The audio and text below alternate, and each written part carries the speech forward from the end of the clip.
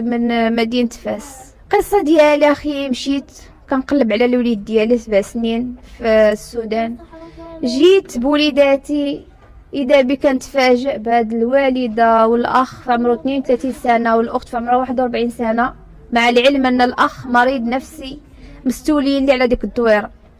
قال لك لا ما تدخليش عندنا بولادك، سيري رجعي الولاد لهذا. مني دخلت قلت له ما عندي فين نمشي، هذه دويرتي ومحتاجها اصلا، هذيك اللي تنملك في راس مالي وفيها 45 متر. دخلت يديروا داك الحاله الترويع وقبطوني ريشوني، وبنتها اللي في عمرها 41 سنه قبطاتني.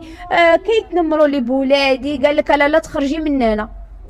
تنقول لهم انا هادي راه دويرتي، يعني فين غنمشي بهاد الولاد؟ قال لك لا ما تدخليش علينا. ولدها كيبقى مجبد في واحد الكويزينه حتى 7 د العشيه.